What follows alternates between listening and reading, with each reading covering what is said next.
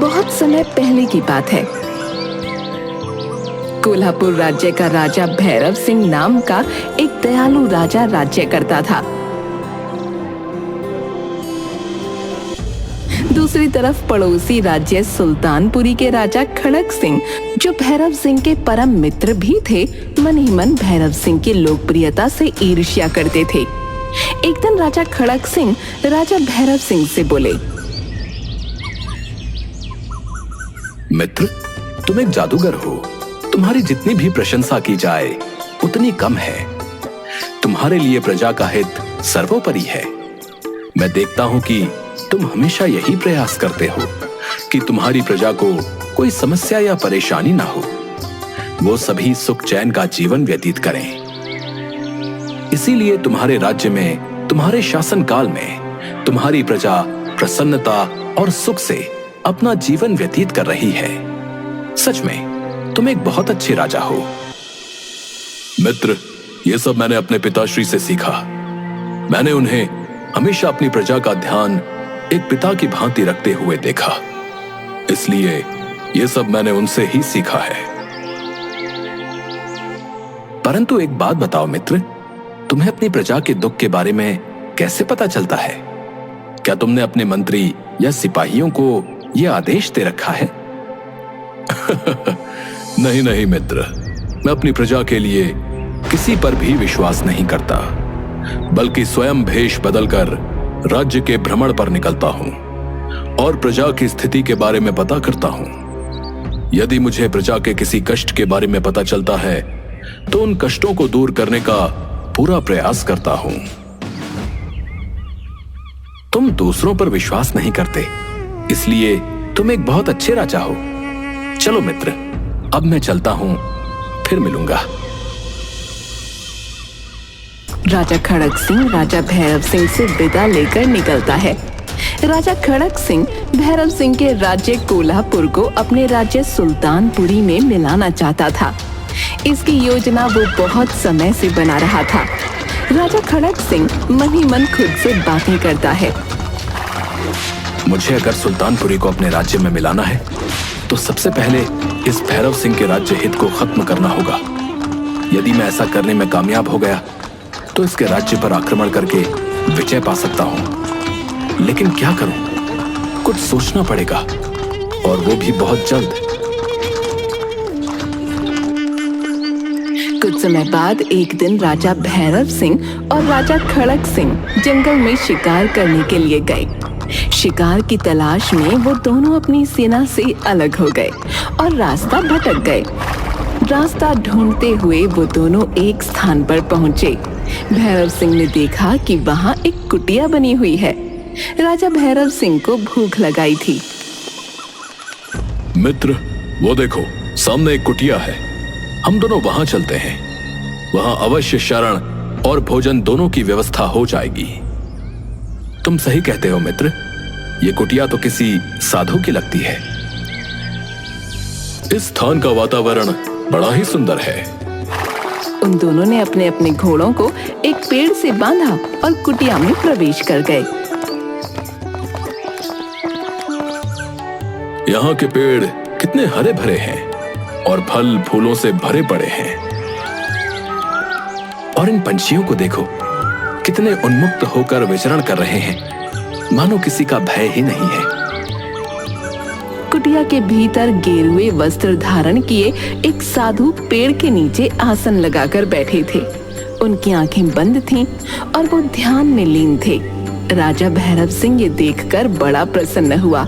वो साधु के पास गया और उन्हें प्रणाम कर उसके सामने घुटनों के बल बैठ गया।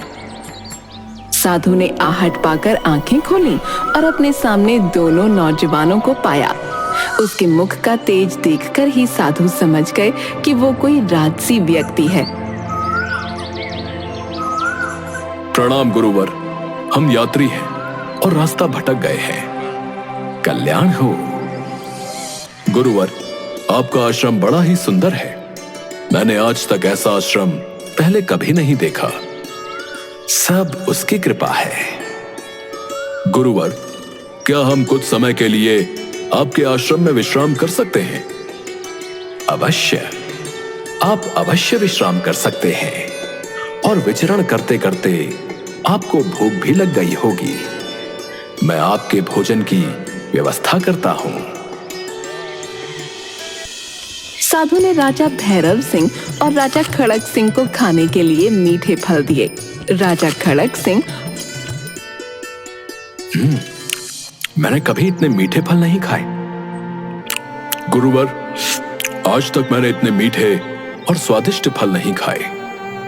इनके इतने मीठे होने का क्या कारण है? इस राज्य का राजा अत्यंत दयालु और न्यायप्रिय है, इसलिए ये फल इतने मीठे हैं। जब तक वो अपनी प्रजा का हितैषी रहेगा, दीन दुखियों का सहायक रहेगा, ये फल ऐसे ही मीठे रहेंगे। मैं इस बात पर विश्वास नहीं करता। भला राजा के स्वभाव से इन फलों का क्या संबंध है? आप स्वयं परख लीजिएगा। गुरुवर, मुझे भी इस बात पर बड़ा आश्चर्य हो रहा है। भला एक राजा के स्वभाव से इन फलों का क्या संबंध? पुत्र, इस राज्य की प्रजा के प्रसन्न रहने के कारण यहाँ का वातावरण भी सर्वदा प्रसन्न रहता है, जिसके फल स्वरूप इस राज्य में पशु पक्षी पेड़ पौधे सब प्रसन्न चित्त हैं, और ये सब उसका ही कमाल है। और राजा भैरव सिंह दोनों साधु से विदा लेकर निकलते हैं। रास्ते में राजा भैरव सिंह खड़ग सिंह से बोले, मित्र, क्या तुम भी वही सोच रहे हो जो मैं सोच रहा हूं? तुम किस बारे में बात कर रहे हो मित्र? वही जो साधु महाराज ने हमसे कहा। क्या सत्य है? एक राजा के स्वभाव से इसका क्या संबंध है? अगर हम दोनों के मन में इस बात को लेकर संशय है कि जो साधु महाराज ने कहा है वो सत्य है या नहीं, तो हम उनके कहे अनुसार इस बात की पुष्टि कर सकते हैं। पुष्टि? वो कैसे संभव है? संभव है मित्र, सब कुछ संभव है। बस तुम्हें वही करना होगा जो मैं तुमसे कहता हूं, और साधु महाराज के वचनों की सत्यता हमारे सामने आ जाएगी। राजा भैरव सिंह के मन में अजीब सी हलचल थी, क्योंकि वो इस बात पर विश्वास नहीं कर पा रहा था कि उसके स्वभाव का राज्य के फल और फूलों पर प्रभाव कैसे पड़ सकता है। इसलिए वो राजा खड़ग सिंह की बात मानने को तैयार हो गया। दूसरी तरफ खड़ग सिंह ने अपने मन में एक योजना बना ली। तुम सत्य कह रहे हो मित्र, हम इस बात का परीक्षण अवश्य करेंगे। तुम जैसा कहोगे मैं वैसा करने को तैयार हूं। बताओ, क्या करना होगा मुझे इसके लिए? मित्र, तुम किसानों का लगान बढ़ा दो और प्रजा पर नाना प्रकार के कर लगा दो, और प्रजा की किसी बात पर ध्यान मत दो। तुम ये सब क्या कह रहे हो मित्र? किसी बात की सिर्फ पुष्टि करने के लिए, अपने मन को शांत करने के लिए अपनी प्रजा को तकलीफ दूं, उस पर जुल्म करूं? नहीं नहीं, ये उचित नहीं होगा। मित्र, बात तुम्हारे मन को शांत करने तक ही नहीं है। बात तो यह है कि साधु ने जो कहा उसमें कितनी सत्यता है। क्या तुम नहीं चाहते कि अगर साधु की बात मिथ्या है तो साधु को सजा मिलनी चाहिए, ताकि तुम्हारे राज्य में किसी प्रकार का भ्रम ना फैले? हाँ मित्र, ये तो तुम सही कह रहे हो। ठीक है, तुम जैसा कहते हो मैं वैसा ही करूंगा। मैं राज्य में पहुंचकर लगान बढ़ाने और कर लगाने के लिए आदेश दे दूंगा। इसके साथ ही तुम्हें एक और चीज करनी होगी। वो क्या? तुम्हें इसके बाद मांस मदिरा का भी सेवन प्रारंभ करना होगा, ताकि तुम्हारा धन भोग विलास में खर्च होने लगे। मांस मदिरा? नहीं नहीं, मैं ऐसा नहीं कर सकता। ये तो पाप है। मुझे तो लगता है कि तुम अपनी प्रजा से सच्चा प्रेम ही नहीं करते हो। नहीं मित्र, मैं अपनी प्रजा से बहुत प्रेम करता हूं और हमेशा यही चाहता हूं कि वो प्रसन्न रहें, उन्हें कोई कष्ट ना हो। तो फिर कुछ मत सोचो और मैं जैसा कहता हूं वैसा करते जाओ। राजा भैरव सिंह खड़क सिंह की बात मान लेता है और जल्द ही उसके राज्य में प्रजा त्राही त्राही करने लगती है। प्रजा पर अत्याचार बढ़ने लगता है। राजा का उदासीन व्यवहार प्रजा को बहुत कष्ट दे रहा था। अब वो प्रजा की ओर से उदासीन हो गया। अपना धन भोग विलास में खर्च करने लगा और उसको भोग विलास का उपभोग करने में मजा आने लगा। वो सब कुछ भूल गया। दूसरी तरफ खड़क सिंह ये सब देखकर अपने सेनापति से बोला, सेनापति जी, मुझे लगता है कि बहुत जल्दी समय आने वाला है जब कोल्हापुर पर आक्रमण करके उसे सुल्तानपुरी में मिलाने का हमारा वर्षों का सपना पूरा हो जाएगा। जी महाराज, सत्य कह रहे हैं आप। अब तो कोल्हापुर की प्रजा अपने राज्य के राजा के व्यवहार से बड़ी दुखी है। मुझे तो लगता है कि हमें आक्रमण करने की भी आवश्यकता नहीं होगी। वो खुद ही अपने लिए नया राजा चाहते हैं। खड़क सिंह ने कोल्हापुर राज्य पर आक्रमण कर दिया। भैरव सिंह के व्यवहार से दुखी होकर सेना ने भी अपने हथियार नहीं उठाए और बिना युद्ध के ही राजा खड़क सिंह की मनोकामना पूरी हो गई। खड़क सिंह ने राजा भैरव सिंह को राज्य से बाहर निकाल दिया और उसके राज्य पर अपना कब्जा कर लिया। राज्य से जाने के बाद राजा भैरव सिंह फिर जंगल में उसी साधु की कुटिया में पहुंचा। वो साधु के पास गया। प्रणाम गुरुवर। कुटिया की ये दशा कैसी हो गई? पेड़ पौधे सूख गए हैं, फूल मुरझा गए हैं, फल सड़ गए हैं। ये सब कैसे हो गया? प्रणाम पुत्र, सदा खुश रहो। पहले तुम विश्राम करो, कुछ खा लो, तत्पश्चात हम बात करेंगे। साधु ने भैरव सिंह को खाने के लिए फल दिए। इस बार फलों का स्वाद कड़वा था। गुरुवर, फल बहुत ही कड़वे हैं। क्या आप मुझे इसका कारण बताएंगे? क्योंकि जब इसके पहले मैंने आपके आश्रम के फल खाए थे तो वो बड़े ही मीठे और स्वादिष्ट थे। मुझे आज भी उनका स्वाद याद है। इस राज्य का राजा अब पहले जैसा नहीं रहा। उसे प्रजा के हित का कोई ख्याल नहीं है। वो प्रजा पर अत्याचार करने लगा है। उसके प्रति प्रजा के मन में कड़वाहट बस गई है। इसलिए इन फलों का स्वाद भी कड़वा हो गया है। गुरुवर मुझे क्षमा कर दीजिए। मैं पापी हूं। मैंने बहुत बड़ा अपराध किया है गुरुवर। मुझे इसकी सजा मिलनी चाहिए। मैं क्या करूं गुरुवर? आप ही मेरा मार्गदर्शन करें। पुत्र, तुम क्या बातें कर रहे हो? क्या पाप किया है तुमने? गुरुवर, मैं ही इस राज्य का राजा हूं। मेरा नाम भैरव सिंह है। जब मैं पिछली बार आपके आश्रम में आया था तो मेरे साथ मेरा मित्र राजा खड़क सिंह भी था। अब मुझे सारी बातें समझ में आ गई हैं। तुम कैसी बातें कर रहे हो राजन? मुझे विस्तार से बताओ। गुरुवर, आपके आश्रम से निकलने के बाद मेरे मन में बहुत सारे विचार चल रहे थे कि क्या सच में एक राजा का व्यवहार उसके राज्य में लगे पेड़ पौधों को प्रभावित कर सकता है। बस इसी उधेड़पुन के साथ हम यहां से निकले थे। मेरे मित्र खड़क सिंह ने मुझे आपके कहे हुए वचन की पुष्टि करने को कहा। फिर क्या हुआ राजन? गुरुवर, मैं भी इस बात की पुष्टि करना चाहता था। मैंने उसकी बातें मानकर अपनी प्रजा पर बहुत अत्याचार किया, उन्हें बहुत दुखी किया। उसके साथ साथ मैं भोग विलास का सेवन करने लगा और अपनी प्रजा के द्वारा कर के रूप में दिए हुए धन को मांस मदिरा पर खर्च करने लगा। इन सब के बीच पता ही नहीं चला कि कब मुझे भोग विलास अच्छा लगने लगा और मैं पूरी तरह उसमें डूब गया। इसी बात का फायदा उठाकर मेरे मित्र खड़क सिंह ने मेरे राज्य पर आक्रमण कर कब्जा कर लिया और मुझे राज्य से बाहर निकाल दिया।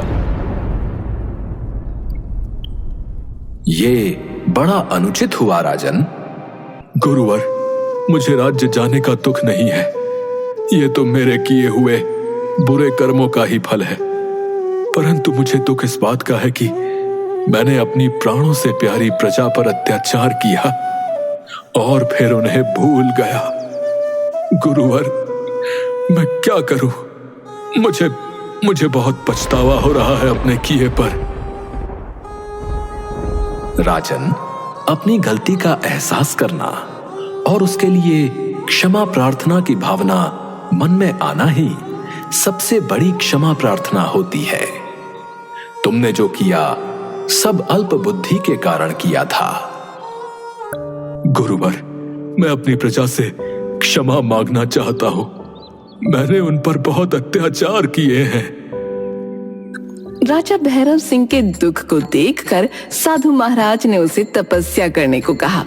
भैरव सिंह साधु महाराज के साथ ही तपस्या करता रहा और फिर एक दिन जब भैरव सिंह तपस्या में बैठा हुआ था, उसके सामने एक तेज रोशनी प्रकट होती है और आवाज आती है, भैरव सिंह, आंखें खोलो। पुत्र, मैं तुम्हारी तपस्या से बहुत प्रसन्न हूँ। देवी, प्रणाम देवी। बोलो राजन, तुम्हें क्या चाहिए? देवी, मैं अपने द्वारा किए गए बुरे कर्मों और अत्याचार के लिए अपनी प्रजा से क्षमा मांगना चाहता हूं और संपूर्ण जीवन अपनी प्रजा की सेवा करना चाहता हूं। तथास्तु राजन, मैं तुम्हें अपनी एक सेना देती हूँ। तुम उस सेना के साथ वापस अपने राज्य पर आक्रमण करो और विजय प्राप्त कर अपनी प्रजा का ध्यान रखो। इतना कहकर देवी अंतर्ध्यान हो जाती है। राजा भैरव सिंह देवी द्वारा दी गई सेना के साथ कोल्हापुर पर आक्रमण कर देता है और राजा खड़ग सिंह को हराकर अपना राज्य वापस प्राप्त करता है। राजा भैरव सिंह राजा खड़ग सिंह से बोला, मित्र, मैंने तुम्हें सदा एक मित्र और एक भाई की तरह देखा है। तुमने जो किया मैं नहीं जानता कि उसका क्या कारण था, परंतु मैं अपनी मित्रता को अवश्य निभाऊंगा। मैं तुमसे तुम्हारा राज्य सुल्तानपुरी नहीं लूंगा, सिर्फ अपना राज्य ही वापस लूंगा। तुम आज भी अपने राज्य के राजा हो। मुझे क्षमा कर दो मित्र, मैंने तुम्हारे साथ कितना बुरा व्यवहार किया, तुम्हें गलत सलाह दी, धोखे से तुम्हारा राज्य ले लिया और तुम्हें तुम्हारे ही राज्य से निकाल दिया। फिर भी तुम विजय प्राप्त करने के बाद भी मुझसे मेरा राज्य नहीं ले रहे। आज मैं समझ गया कि क्यों तुम्हारी प्रजा तुमसे इतना प्रेम करती थी। मुझे यह भी समझ में आ गया कि साधु महाराज ने जो कुछ भी कहा था वो सब सत्य ही था। राजा भैरव सिंह अपनी प्रजा से माफी मांगता है और फिर से अपनी प्रजा का पुत्र की भांति ध्यान रखना शुरू कर देता है। प्रजा भी अपने पुराने राजा को पाकर बहुत प्रसन्न होती है। कोल्हापुर के पेड़ पौधे वैसे ही हरे भरे हो जाते हैं, फूलों और फलों से भरे हुए दिखने लगते हैं। वहाँ का वातावरण पहले की भांति बिल्कुल शांत और निर्मल हो जाता है।